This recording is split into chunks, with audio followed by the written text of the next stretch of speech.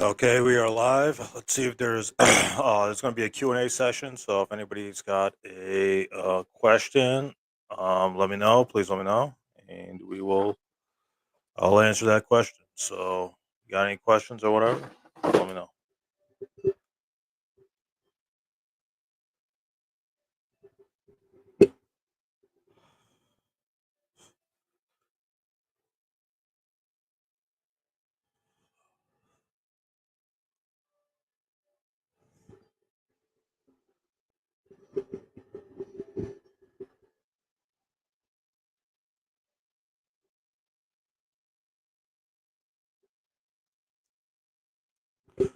Okay, let's see. We have comments here. Let's see here. Oops.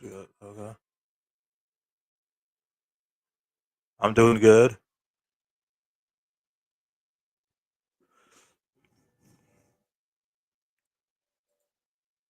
Salam alaikum. I'm doing good. How are you doing? What are your thoughts on debate between Mohamed Hijab and William Lane Craig on Trinity? I haven't seen it. I would have to see it to comment on it. I didn't see it, so I don't. I don't know because I haven't seen the debate, so I'm not going to comment on something I don't know. Alhamdulillah, that's good. We do StreamYard again in near future, like you did last time with the Muslim apologist. That's up to Mensch. I mean, if the Muslim apologist wants to come on here, he's welcome to come on here. But that's up to him. That's not up to me. I mean, he's welcome to come on here whenever he wants. Whenever I do a live stream, he's welcome to come on here. I'm good friends with him. I've known him for a while. Yeah, he's always welcome to come here, but he has to contact me or he has to come on this channel in order for me to accept him and be on this channel. So he has to come to me. I don't know what his schedule is. I don't know what his time. I don't know when he's on YouTube and all that. So he has to come to me. Then I'll put him on. But it's up to him. He has to come to me. He has to contact me on the chat, and then I'll put him on. I'll put him online, or I'll put him on the show. But he has to contact me, not the other way around. So I don't. It's up to him. It's not really my call.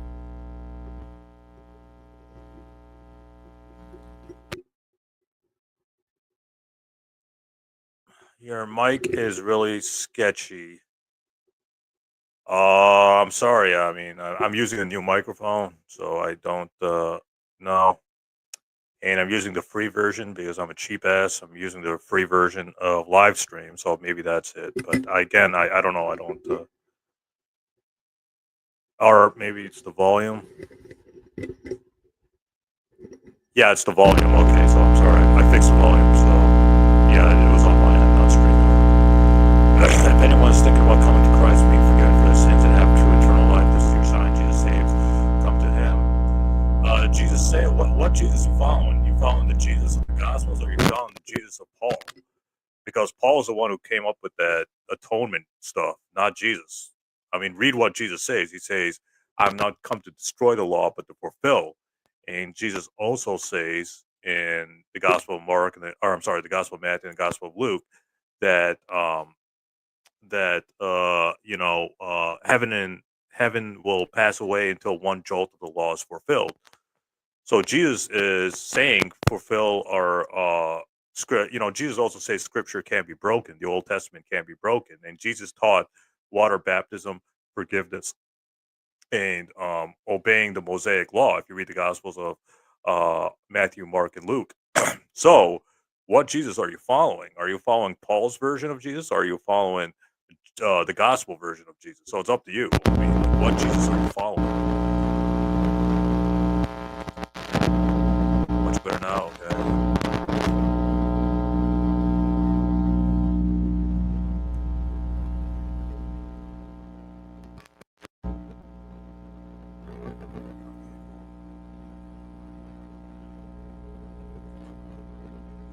Jesus himself says he's come to give his life as a ransom for the sins of many, but I think that contradicts various. I think that contradicts what Jesus himself says. Because if you read Matthew and Luke, that's not the case. Jesus says, uh, repent because the kingdom of God is at hand. You need to repent and believe in the upcoming kingdom. So like the gospels contradict themselves, and also the gospel of Matthew and Luke, Jesus says, "I've not come to destroy the law, but to fulfill." So if you want to argue that in the gospel of Mark, all it shows is that your gospels contradict each other. They're not consistent with, or the teachings of the gospel is not consistent. It's just not consistent, or it's not. It's not saying the same thing. Let me get those verses for you.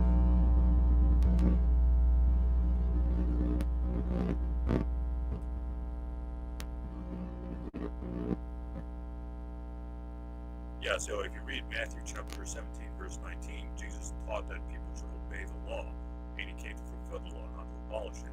Matthew chapter 19, verse 17 to 19, Jesus says, if you want to enter into life, keep the commandments. Matthew chapter 19, verse 17 to 19. So which is it? Um, your gospels. Your gospels contradict each other. There's pretty much no way around it.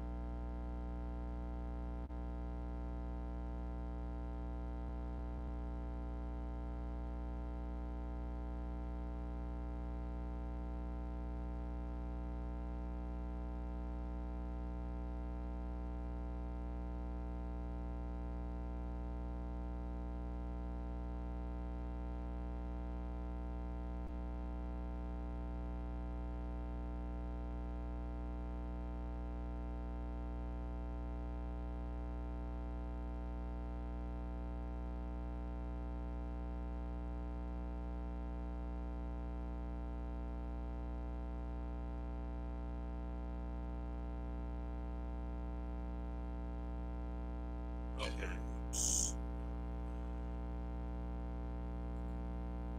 We got an audio issue, by the way. Can you guys hear me? Say if you guys can hear me.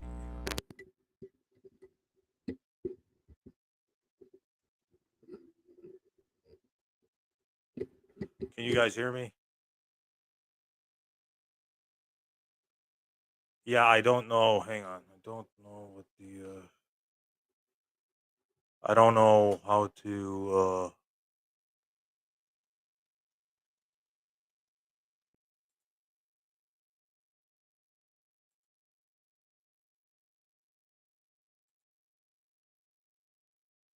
All right, hang on. We can't hear you. Fixed. Okay, can you? It's fixed. Okay, can you hear me? Okay. All right. Who do you say is the best Muslim to debate? Christian apologist. Some say Zakir Naik. What are your thoughts? I don't know. I don't have a high opinion about Dr. Zakir Naik. I don't have that big of an opinion of him. I don't know what's the best Muslim debater. I think Mohammadi Jab is pretty loud. So if you want like loud, obnoxious people, Mohammadi Jab is the man for your. If you want like a loud, obnoxious loudmouth, as a debater, I think Mohammadi Jab fits that profile pretty good. I don't know. I'm not a big fan of debates. I don't really care about them. I think Shabir Ali is the best Muslim debater. I think Shabir Ali is the best because Shabir Ali's calm and he's intelligent and he gives the answers as calmly and as rationally as possible. Mohammadi Job is like going crazy on stage. So I don't like crazy people. on stage. I don't like people who are screaming, shout, and can't control their emotions. Like Sam Shamoon can't control his emotions. He keeps screaming and shouting, and he's really annoying. And not only is he a loudmouth, Sam Shamoon, but he's stupid too. He's not worth anybody's time. So well, it depends. If you want like a entertainment out of if you want a debate that's entertaining and somebody like shouting and screaming and beating his chest and being an arrogant loudmouth, then I think Muhammadi Job is for you. If you want intelligent, reasonable answers for Islam, Shabir Ali's the best out of them. I used to like Sami Zaatari, but Sami Zaatari doesn't debate anymore. He was pretty good too. He was also calm and collected. So I like calm and collected debaters like Shabir Ali. I don't like people like Muhammadi Job who shout and scream just to try to win, try to get debate points. That's not the best way to do things, in my opinion. So I don't. I to it and to answer your question, Shabir Ali's the best.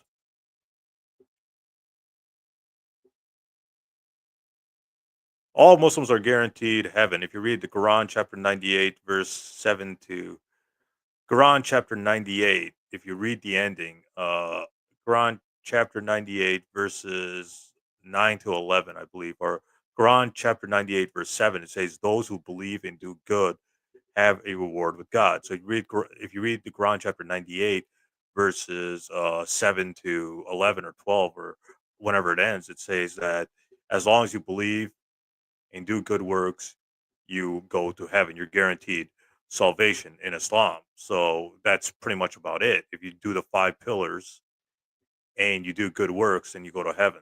So that's the way to heaven. And Jesus says the same thing: obey the law. Uh, in order to gain eternal life. Are there any mods for this channel? No. Do you want there to be mods for this channel? Yeah, those guys are clowns. I don't take them seriously. I never took Jay Smith seriously. I think he's really stupid and ignorant. All Muslims will eventually go to paradise. That's true. Some will suffer hell first. However, I don't know because the Quran says as long as you believe and do good, you will go to heaven. So, um, you're guaranteed salvation in Islam. According to the Quran, you're guaranteed salvation. According to the Hadith, you're guaranteed salvation as long as you believe and do good works. That's the way to heaven, according to the Quran and the Hadith.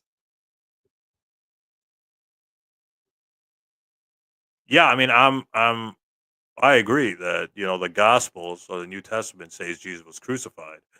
I agree, but I believe Jesus survived the crucifixion, and that's not an Ahmadi position. That's a position based on the New Testament, a careful reading of the New Testament. Yeah, the sonship of Jesus. But if you read the Old Testament, God has many sons. Like David is considered the son of God. Jake or Israel is considered the son of God according to Psalms and the Book of Exodus. So the son of God does not mean a literal begotten like son of God.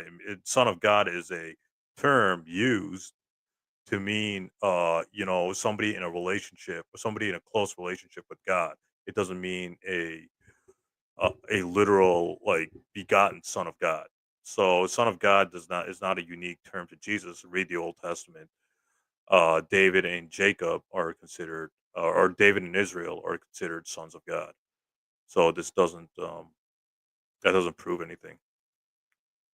Yeah, this channel will attract trolls. But yeah, I get trolls all the time. That there's nothing you can do about it. If you're on YouTube, you're gonna get trolls. There's no way around that. Yeah, Jay Smith is a liar. He's stupid. He's annoying, and I don't take him seriously. I never took him seriously. I think Shabir Ali wiped the floor with him. So there's no need to really engage with him. Or it's like debating Sam Shamoon. There's like no point in doing it because he's already been refuted over and over again. So there's no point in debating him. Yeah, but you're not reading the commentaries on that hadith. That hadith, if you read Imam Nawawi's commentary on that hadith, it says the reason why Jews and Christians will go to hell is because of the sins of themselves. So it's not saying there's a substitution there's an substitution atonement. No, it's just saying that the Jews and Christians will go to hell because of their own sins and their own deeds. Because if you read the Quran, chapter 39, Allah says that He forgives anybody who asks for forgiveness; their sins will be forgiven, etc. And there's no substitutionary atonement according to the Quran, according to verses in the Quran. So we have to read what the Muslim scholars understood about that hadith, and that hadith is talking about their own sins and not a substitutionary atonement type of thing. What are the requirements according to the Old Testament to be the Messiah? Well, the Messiah was supposed to be a conquering figure, and he was supposed to, fulfill the requirements in his first coming, not his second coming, in his first coming. And the Messiah was supposed to be a grand conquering figure. Was Jesus a grand conquering figure? No, he wasn't.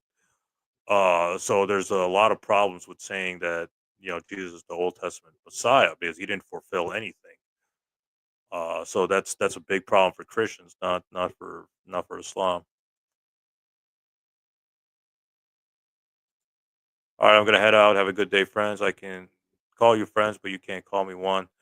Well, whatever, man. I'm not blocking you, so I think we can get along. It's just you gotta stop taking jabs at Islam. I guess I don't know. Well, have a good night, OG.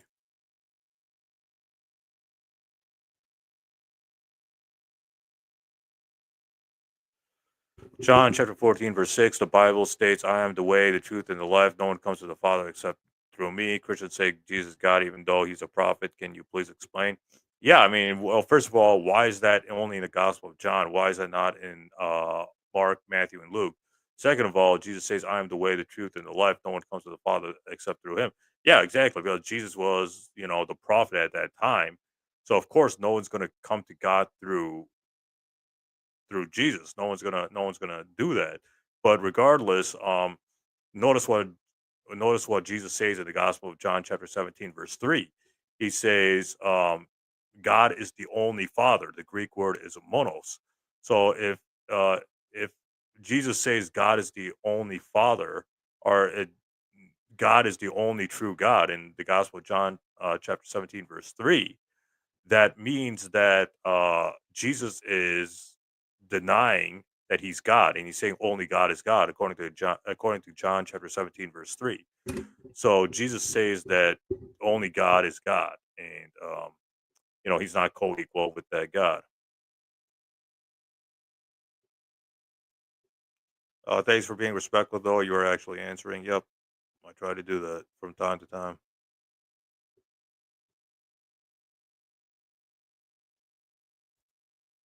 Jesus was the way at the time, just like Muhammad is today. Yep, that's a good answer.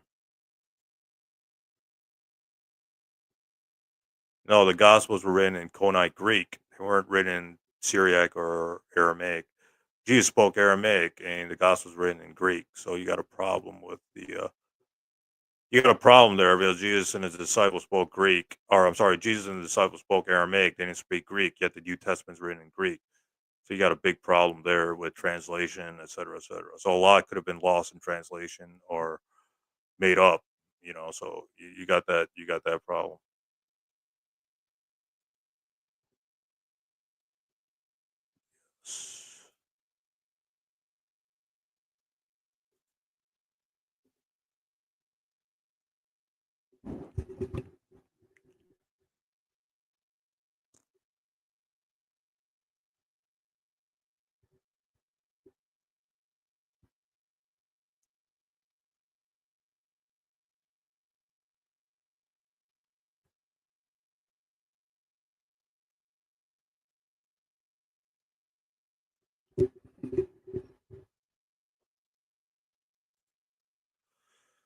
How do you know what language he spoke? And Greek was the international language. If you wanted to get a message out, you would have to do it in a common language. How do you know what language Jesus spoke? Well, just read what New Testament scholars say, what historical Jesus scholars say.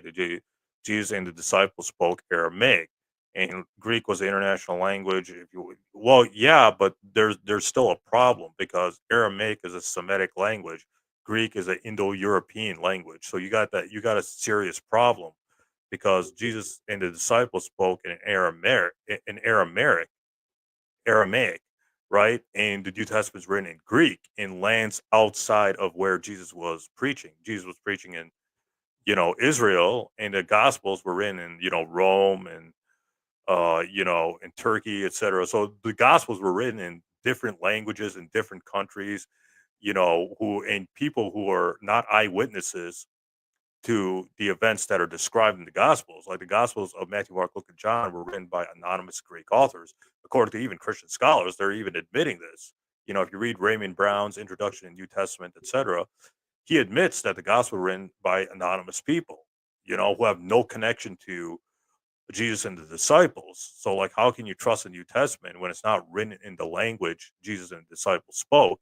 It's written by anonymous people who don't name their sources. So, you have a huge problem with the New Testament because it's not based on eyewitness testimony, and it's written by anonymous Greek authors who don't name their sources. According to Christian scholars, just read Raymond Brown's book, Introduction to the New Testament. He admits this. He's a Christian. He's not an atheist. Read Craig L. Blomberg also says the Gospels are anonymous. Again, this is a big time Christian scholar. In Lee Strobel's A Case for Christ, page 19. Uh, so Christian scholars are admitting that the Gospels are anonymous. So you have a huge problem with that. So that's a big problem for Christian fundamentalists. Why are you trusting the New Testament when they're not when they're written by unknown authors and we don't know and they have unknown sources telling them information, or sometimes they don't even name sources. There's like no, Peter said this, and I'm writing this way, et cetera, et cetera. There's no chain of transmission there. So like, how can you trust the New Testament? Like it doesn't it doesn't follow or it doesn't make sense to me. It doesn't make any sense. It's like somebody writes you $1 million check and you go to cash it, and but there's no signature. There's no like you don't know where that check came from. So how can you cash $1 million check when you don't know where it came from? The bank is like not gonna accept that, So why should you accept, these documents written in Greek, written by anonymous Greek authors who have no connection to Jesus or the disciples? Why are you trusting those documents? You see, so you got a problem there. These are the conclusions of Christian scholars. These aren't atheists saying these things.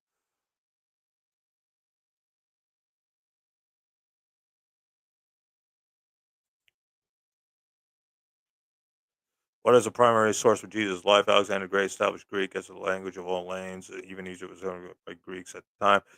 Yeah, it's a New Testament. I'm not denying that. But what I'm saying is, why are you trusting it when we don't know where the Gospels came from and their sources are unknown? Like, why are you trusting that? There could be some truth in the New Testament. I'm not dismissing it as fiction, as all fiction and all that. I believe there's some truth in there, but the fact that it's written by unknown authors and we don't know what their sources were, that's a problem. If you're trying to establish history, et cetera, et cetera. So, it's a problem for you guys. It's not really a problem for us because we don't believe in it. The Pharisees didn't take the Greek Septuagint for a reason. Yeah, I mean, there were four versions of the Old Testament when Jesus was around. There was the Mosaic text, Masoretic text. There was the Septuagint. There was, the Dead Sea Scrolls. There was another version of the Old Testament, during the time of Jesus. So there were four different versions of the Old Testament that some didn't have books, some had books, some, had, there are different forms of the Old Testament, during the time of Jesus. Some books, there were some apocryphal books like one Enoch, et cetera, was included in some of the canonical, uh, the Old Testament that was during Jesus' time. So they had different forms that you can't find in the Bible that we have today or the Old Testament that we have today. You see, so when they're quoting the Old Testament, they're quoting it in different forms than we have today. So like one Enoch, that's a pretty famous example where your two Peter in the book of Jude copy off one Enoch, but one Enoch's not there in the Old Testament. that we have today. I mean, just read the Old Testament we have today. Nowhere is there anything about one Enoch. So, so that's a big problem because the people of Jesus' time had different forms of the Old Testament, and that we don't that are quoted in the New Testament, but we can't find today. So that's a big problem. So that just shows that there was like canonical issues, or there were books that weren't included in the Old Testament and New Testament that we don't have today.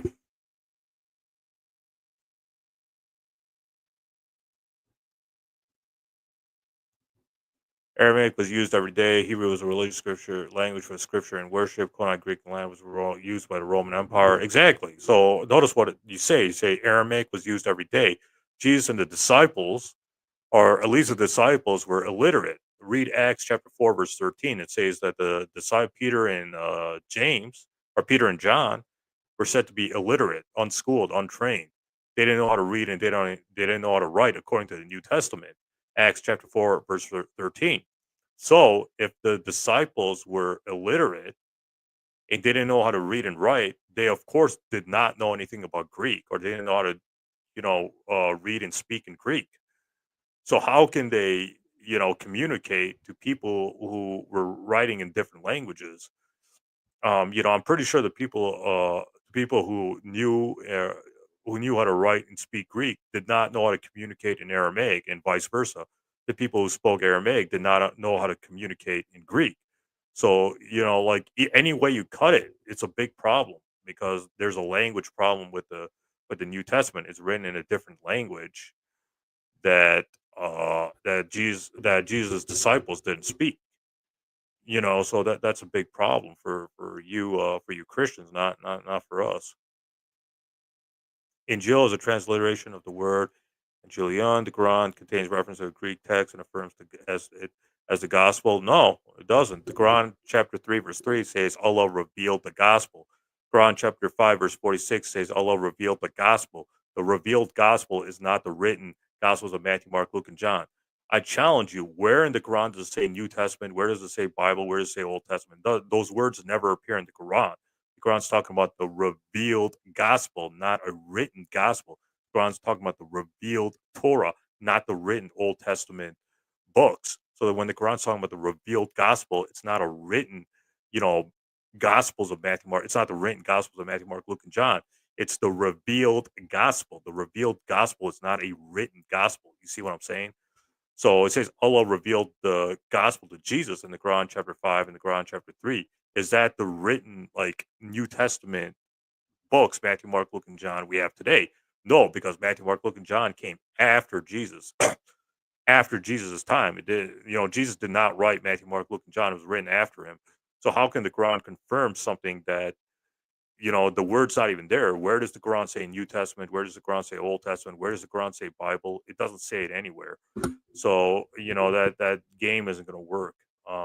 That game's not going to work on me. The Quran is talking about the revealed gospel, not written gospels of Matthew, Mark, Luke, and John. What was the Samaritan version of the Old Testament called? I don't know at the top of my head. Feel free to look it up, and I'll put the answer up. Yeah, exactly. Revealed gospel, not written gospels of Matthew, Mark, Luke, and John. Exactly. Yep, you got it. All right. All right. Let's just do a look, couple more minutes, and I got to sign out. So, anybody else have any other questions or any comments or whatever? I'll put it on the screen.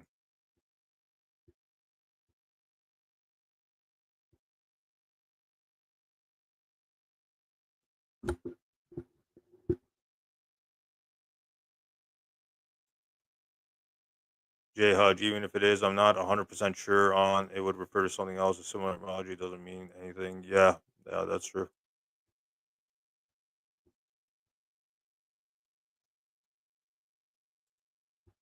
It also said it was given to Jesus. The four Gospels weren't written until decades later. Yep, you got it. Yep, that is correct.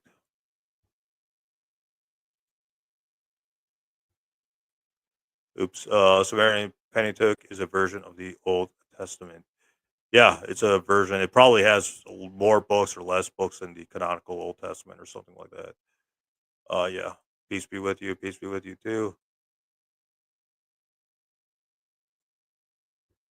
How can I learn more about Christianity as a Muslim? Any good resources? Bart Ehrman, Raymond Brown, Introduction to the New Testament, William Lane Craig, Frank Turek. These are some of the names. These are some Christian apologists I learned a lot of. I think William Lane Craig, Mike Lacona, all those people. Mike Lacona, William Lane Craig, Bart Ehrman, Raymond Brown, Mike Lacona. All these are Frank Turek. Frank Turek runs a YouTube channel called Cross Examine. That's a really good resource for refuting atheism. So if you're a Muslim and you want to refute atheism, I'd recommend Frank Turek. He really does a good job in refuting atheism and explaining Christian doctrines. Or William Lane Craig does a good job in refuting Christian doctrines. I suggest this channel and dots connected to Islam. Yep. Well, thanks for the recommendation. I appreciate it. Yeah, if you want to debate, go ahead and debate. But if you're not going to get anything out of it. Like I regret wasting my time with David Wood, et cetera, et cetera. So if you want to debate him, go ahead. But it's not really a productive use of time, in my opinion. Getting tired of these people who speak ill of Christmas, depressing as a Muslim. Yeah, I mean Christmas is for lack of a better term, white person holiday. Like Christmas has become a thing of commercialization. I just saw a movie, Jingle All the Way with Arnold Schwarzenegger. You should watch that movie where it talks about the commercialization of Christmas, how Christmas is a tool to make money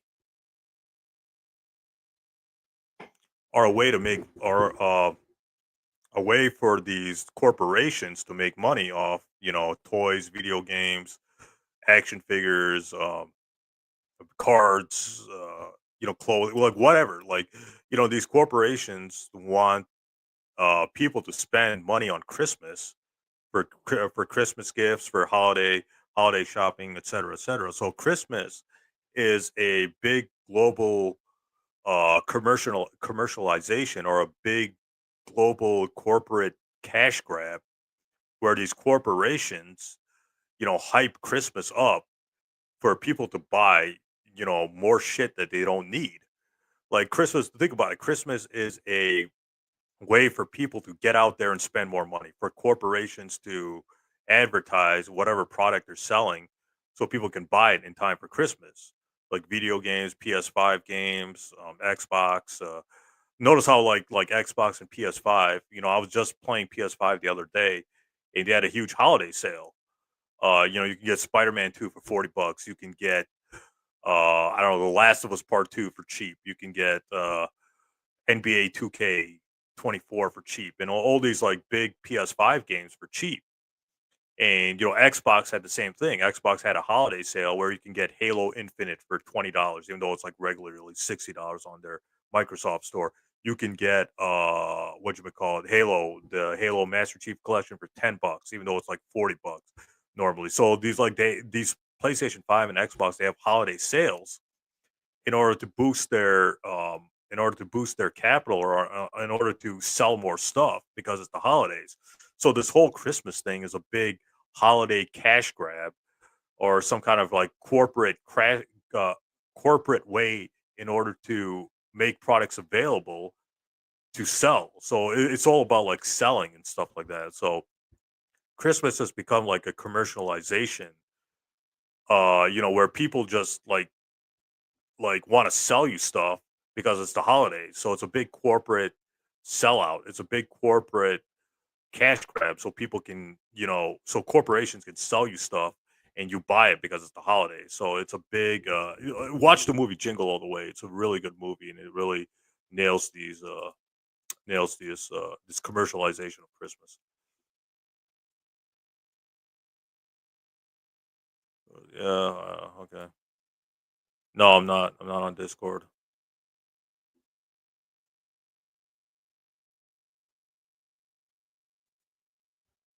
Exactly, brothers. Commercial. all they say is forbidden haram haram. I'll try watching this movie of Allah will.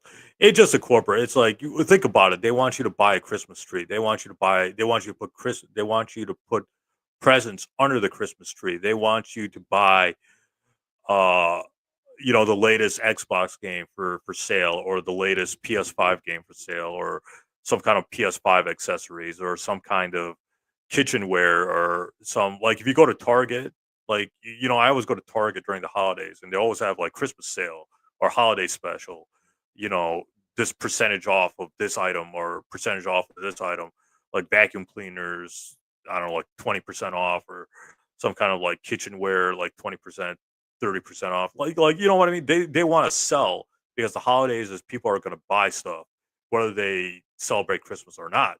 So when Christmas comes, it's like a big corporate way of selling things, because they know you're going to buy because it's the holidays.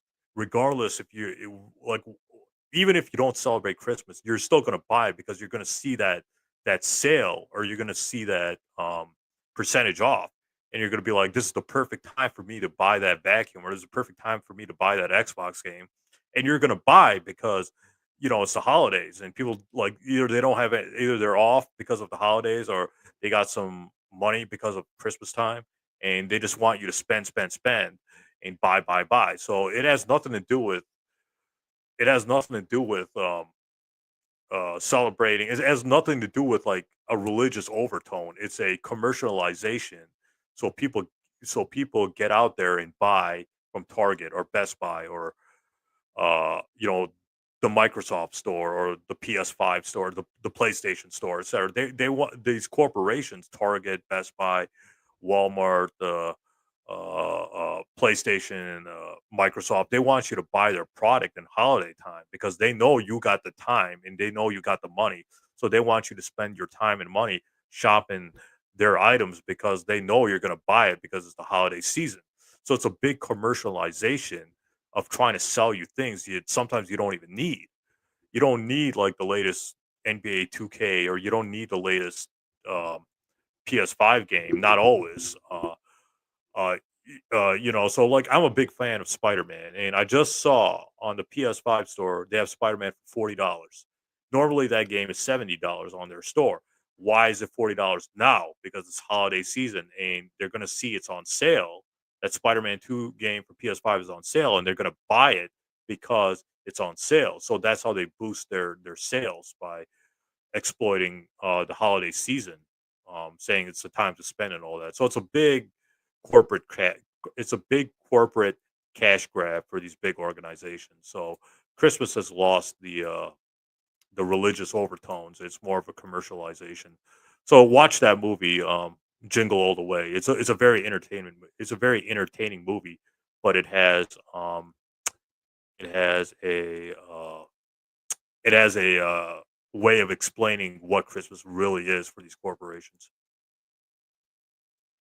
I heard you mentioning pre-marriage previously. As a 26-year-old, also I'm single and wish to remain this way. Yeah, I mean, I'm not big on marriage either. I don't really care if I don't get married. I don't care. It's not something I have to do. Like these Arabs, they need to get married, and they need to, show their wife around. I don't need that. I don't really care if I get married or not.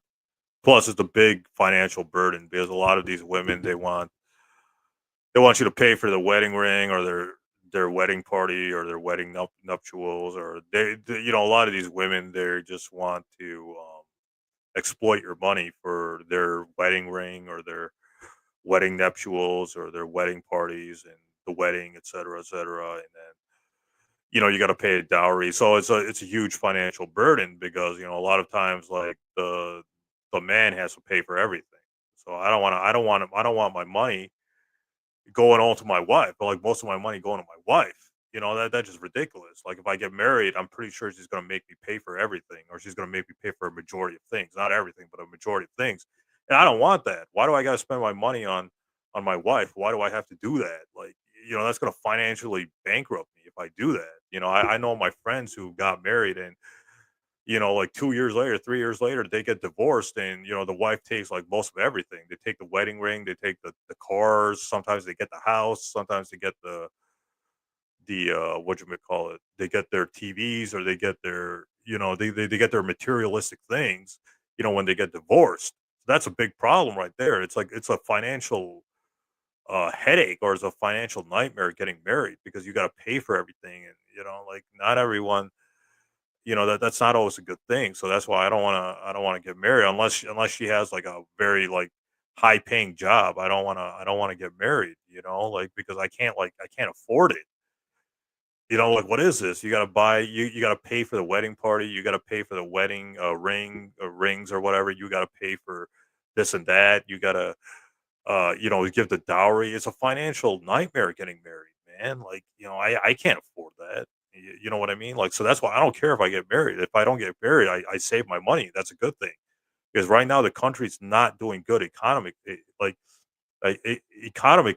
the country's not doing good. And now that Trump's in office, everything's going to go to hell. The economy's going to go to hell. So like you can't even get married now, because now it's like a financial nightmare doing that. So that's why I would rather save my money than have my money exploited by some woman. That's just me. I don't know. So if you don't want to get married, don't get married. It's a financial nightmare.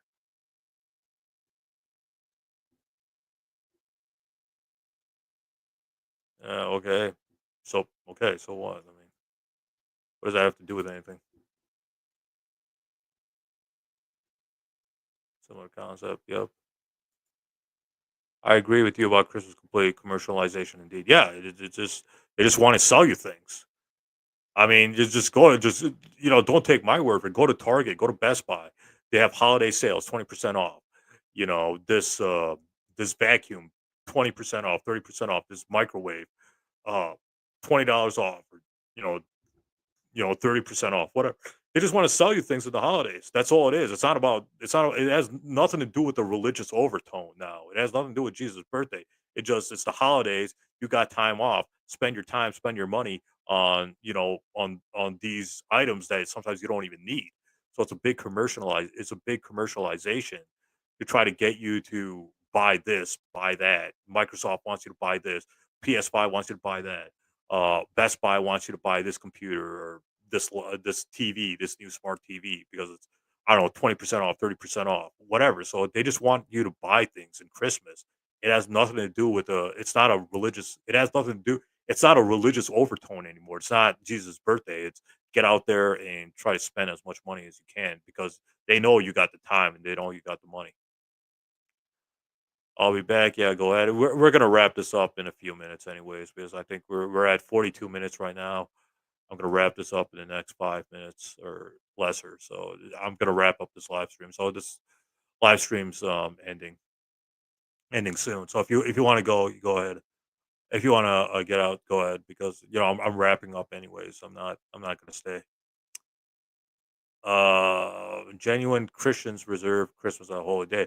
Yeah, that's true. I'm not denying that. There are Christians who genuinely believe that Christmas is Jesus' birthday, and they celebrate. They go to church and they celebrate. That's fine. I'm not knocking that. I'm just knocking the commercialization of Christmas. They want you to get out there and spend money on a new PS5, or a new one, or what's the new thing right now?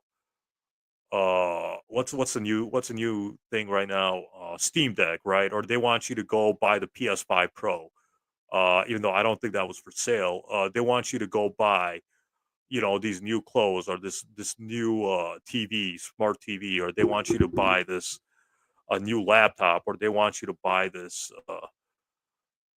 new vacuum, or this new microwave or kitchenware. They want you to get out there and spend money, right? Target, Best Buy, Walmart, the Microsoft store, the PS5 store, or the PlayStation store, Meyer, all these places, they have, this percentage off. Or if you go to DoorDash, or if you use Uber Eats or DoorDash, they have like 20% off your deliveries, or you get like 15% off. I use Uber Eats a lot to order food, and they always have like 50% off in the holidays. Or I use DoorDash sometimes. DoorDash is like you get 50% off because it's the holidays. So they give you all these percentages off, so you can get out there and you spend your time and your money buying stuff that you don't always need. So it's a commercialization. They want you to get out there. They want the working man to get out there and spend their money on things they don't need. They don't always need. Like, you don't need the PS5 Pro. I have the PlayStation 5. I'm perfectly happy with that. I got it in 2021. I'm perfectly happy with it.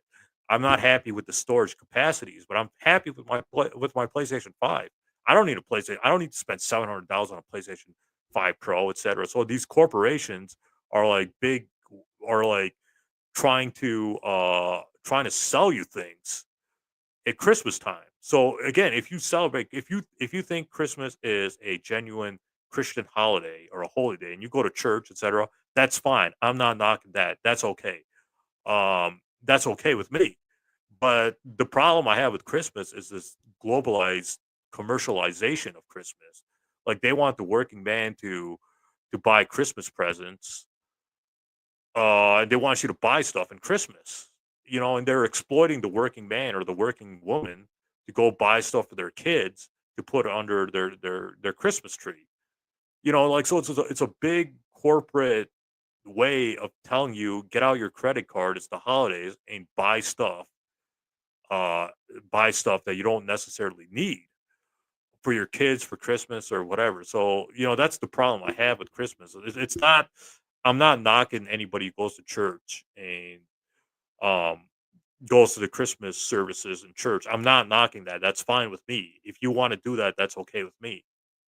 Or if you see it as some kind of religious or some kind of like Christian holy day, that's okay with me. I'm just knocking the commercialization or the fact that these corporations make you go and buy stuff you don't need, exploit the working man and the working woman who is, you know, struggling to make ends meet to make them buy stuff for their kids, like toys, PlayStation 5 games, Xbox games, whatever.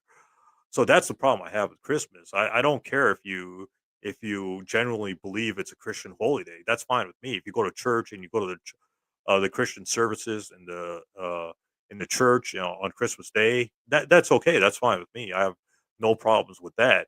I just have problems with the commercialization, the fact that they're exploiting the working man and the working woman to get out there and buy stuff for their kids when it financially strains them. So that's the problem I have. I don't. I'm not knocking people who see it as a Christian holy day. I'm not doing that. You're right about Christmas. It's all about spending. Yeah, exactly. It's all about spending. Yeah, you're right. It's not really. Yeah, exactly. I'm not. Yeah, I mean, there are people who think it's a religious holiday, and that's fine. If they want to do that, that's fine. It just, I have a problem with corporations exploiting the working man to get out there and spend when people should be saving and not really spending. Yeah, it's sunnah, but again, because of the financial situations and stuff like that, it's not. Plus, a lot of these like love marriages end in divorce too, so that's another issue that you have to keep in mind. That a lot of these divorces that men go through, it's because of the woman. The woman divorces the man. It's not all like 90. I don't know. I want to say 95% of marriages end in divorce are uh, people who get divorced in marriages. The woman is the one who caused the divorce, not the man. So it's a big problem right there. Like most of my friends got divorced. Uh and their girlfriend or their fiance or their wife like ended the engagement or they got divorced from them, etc. Like look at Sam Shamoon. Like Sam Shamoon's wife divorced him and well, he's a wife beater, so he's not really a good example. My point is that women like usually divorce the men and men don't usually divorce women. So it's a problem in that regard. Yep.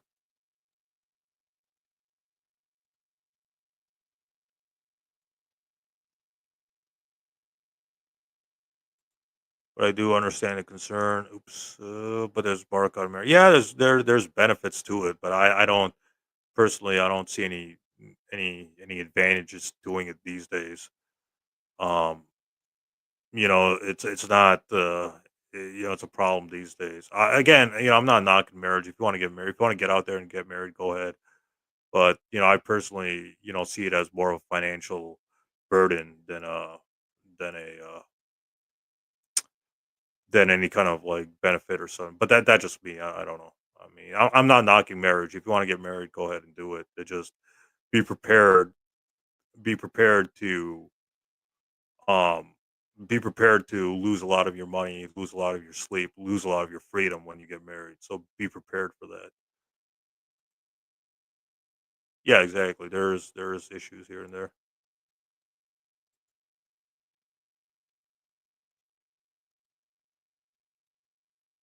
Yeah, exactly, exactly. You have to be selfish with your time. You got to be selfish with your money because a lot of these women they'll demand your time and money, and that's not necessarily a bad thing. But at the same time, why are you slave to the woman? Why are you slave to your girlfriend? Why are you slave to enslaved to your wife? Why are you letting your wife or your girlfriend or your fiance, whatever kind of relationship you're in with a woman, why are you letting the woman control you? You see, so that's an issue right there. Like, why are you, for lack of a better term, pussy whipped? Like a lot of my friends, when they get married, their wives or their girlfriends or whatever, they control them, and that's not a I don't know. That's not a good thing. Like you want to keep your time and you want to keep your freedom and you want to keep your money. Why do you want to get exploited? Why do you want to be a slave to women? Like women rule everything. Like that saying, "Women rule, men drool," or what's that saying? So that saying is true. Like the courts and the whole world is bending to the will of women. Like women are ruling in education, women are ruling in business now. Women are in control of a lot of a lot of politicians are becoming women. Women are controlling, like the healthcare system. Women are becoming more doctors and dentists and stuff like that. So women are like controlling like industries. They're controlling, the law. They're controlling, they're controlling what do you call it? Healthcare. They're controlling education. Because think about it, a lot of your professors are women, right? And they're controlling. They're controlling like corporations, et cetera, et cetera. And you can't say anything about to a woman. You can't like joke with a woman or something because then they'll say you're like sexually harassing them. Like what's the latest one? Blake Lively. Blake Lively is suing that one director because of sexual harassment, and she has all the power because she's a woman. So if she says you sexually harassed her, then it's probably everybody will believe it because she's a woman. You see, so women are they're kind of a dangerous they're kind of dangerous in that regard because if you have a problem with a woman these days, you're done. You are done. So you have to be very careful with that. Like, look at Sam Shamoon. Sam Shamoon is done. He's exposed as a wife beater. You can see the court documents. You can see the restraining order online. So he is done. Shamoon is done because his wife divorced him. Everybody's making fun of him now because well, the man's not innocent. He's a wife beater. You shouldn't beat your wife, but like look at Michael Brown. Oh, that's another good example. I just remembered. Michael Brown is done. Um he was accused of sexually harassing this 22-year-old, and now that's come to light. Now he's done. Is like he cheated on his wife with a 22-year-old. Michael Brown, a Jewish convert to Christianity, and he's done because he messed around with a woman. Because and that's coming to light now. So you have to be careful with women. You have to, I don't know, like the only way, that saying, the only way to win is not to play. Well, I think that's the way it is with women. The only way to win with women is to avoid them. That's the way the world is going now. Have you played Dragon Ball Sparking Zero? No. Is that good? No, I haven't. Is that any good? No, I haven't played that game. I have Dragon Ball Kakarot or whatever it's called, but I don't have that Dragon Ball. I'm not a big fan of Dragon Ball. I like Pokemon more than Dragon Ball Z, to be honest with you. Crazy how PS5 is 4 years old. Yeah. Yeah, that is crazy. I remember I had to stay in line to buy my PlayStation 5 in 2021 and I barely got it. They only had like 8 boxes and I got like the seventh box or the eighth box. So now you can get a PS5 like anywhere. You can go to Best Buy and get it, or you can go to Target and get it. Oh, that's cool. They want you to buy Christmas tree as well. Yeah, exactly. They want you to buy Christmas tree and the decorations. They just want you to buy, buy, buy, buy, buy. When it's Christmas time, it's purchase, purchase, purchase, purchase. They don't want you to well, they want you to celebrate the religious overtone of it or they want you to do the Christmas uh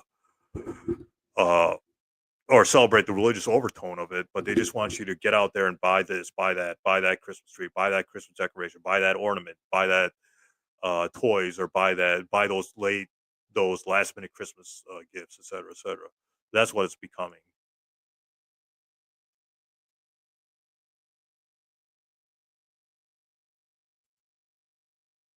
You know what I mean. You know what I mean. I think you mean a lot of women are becoming positive. Yeah, that's what I meant. I'm sorry. I misspoke. When I speak fast, I misspoke. But yeah, that's what I mean. A lot of women are becoming.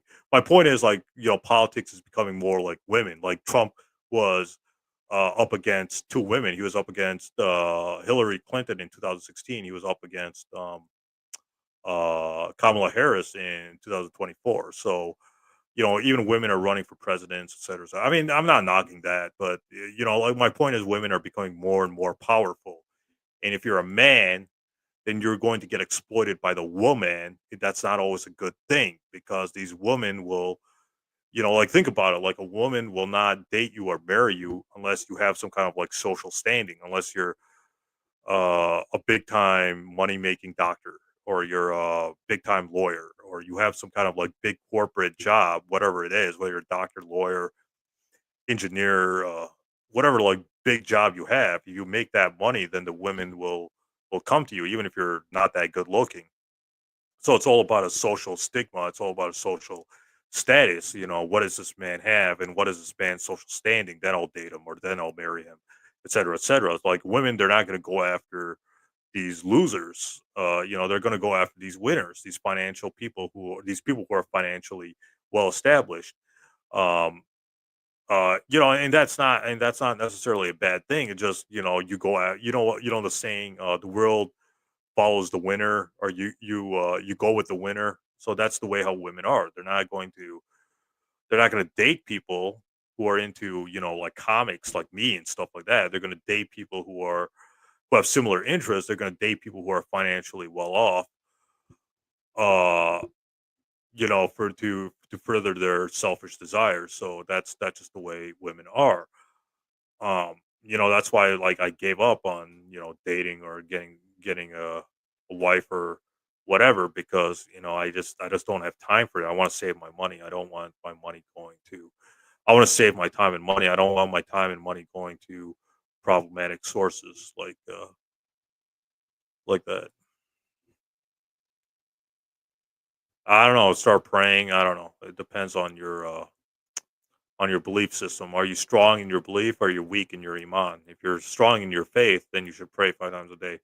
If you got problems with if you got problems with your faith, you should do some more research on Islam in order to increase your faith and do the 5 pillars the way they're meant to be done. So it's just a matter of faith. Like, what is your faith level? Is it high enough to do the 5 prayers, or is it low enough to avoid them? It's just a matter of what your faith level is. Yeah, that's true. But women are becoming more and more powerful, et cetera, et cetera. So, like think about it. Like a few years ago, like a woman would never run for president. Now we had Kamala Harris and Hillary Clinton running for president. Like a few years, like 10, 20 years ago, that wouldn't have been possible. It was always like men against men when it came to presidential elections. Now women are running for presidents, etc. Now, my point is, here's my point, is that women are becoming more powerful in everything, in industries and relationships, etc. So you have to be careful with that because look at Michael Brown. He's disgraced because he messed around with a 22-year-old girl who's accusing him of sexual harassment. Michael Brown, and this came out of nowhere. This came out this year. So, if you have a woman issue, you're done. Sam Shamoon is done because he has a woman issue. He was abusing his wife, so he's done because that's all over the internet now. His disgraced marriage. So that's a problem. So you have to be careful with women. You have to be careful how do you touch them, how you interact with them, etc. Because one wrong move, then it's over. Your life is done. So you have to be careful with women. That's all I'm saying. Well, I mean, you shouldn't beat your wife, but my point is, Sham Shamoon is done because of his failed marriage. He's disgraced because of his failed marriage. Um, so Sam Shamoon is well. I mean, I'm not defending Shamoon at all. I don't like that prick, but What I'm saying is that, by him and Michael Brown are pretty much disgraced because of they have a woman problem. Women are accusing them of beating them or sexually harassing. So my point is, you have to be careful with women, or you're going to end up like Shamoon or Michael Brown.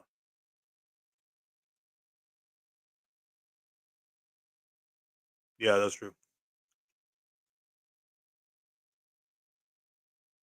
Any good courses or books on the topic of Christianity in a Muslim perspective? I don't know. I think Shabir Ali wrote some good stuff. Who else? Shabir Ali.